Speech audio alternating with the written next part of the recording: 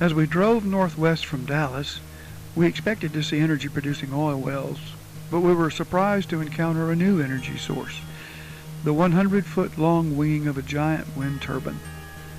The wind farms were miles long and very deep in many places. I watched them turning at a unified rate. They seemed to dance a graceful ballet. You might expect these gigantic machines to contaminate the scenery, but I did not get that impression. They are located in rather nondescript areas, and their graceful motion interested me more than the desert in those areas.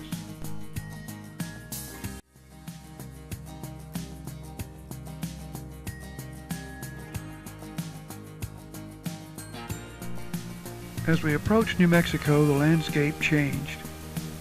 We took a break as we encountered Navajo land.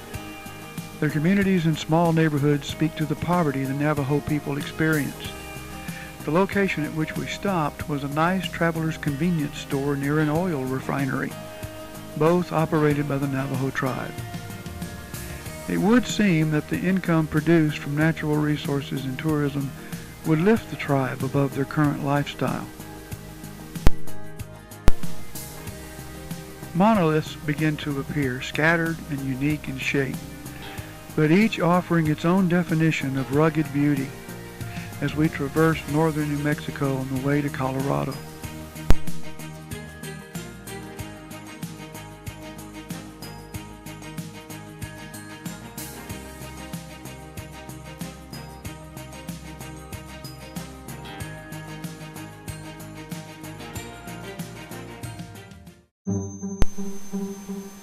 Just to the east of Cortez, Colorado, is Mesa Verde National Park. Mesa Verde was the home of the prehistoric Puebloan people known as the Anasazi. The Anasazi people farmed and hunted the top of the mesa while constructing multi-level communities on the protected ledges of the cliff face of Navajo Canyon. The Pueblos have survived about 850 years of weather, erosion, and vandalism. Many of the buildings remain in surprisingly good condition. The Anasazi structures ranged from pits called kiva to three-story housing areas and several arrangements in between those two. On separate ledges there are structures which appear to have had religious uses or significance. The Anasazi conducted trade with other communities in the region, even into Arizona and New Mexico. When they relocated their people, it was into southern Arizona and New Mexico that they went. No one knows why the Anasazi left this area about the year 1275. Later, the Ute and Paiute nations hunted the mesa and surrounding territory.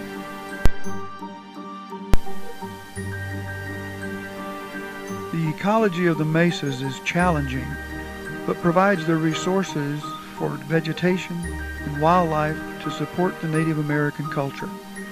Mesa Verde National Park is a learning laboratory, research facility, and a monument to a people and a culture which shaped a large part of the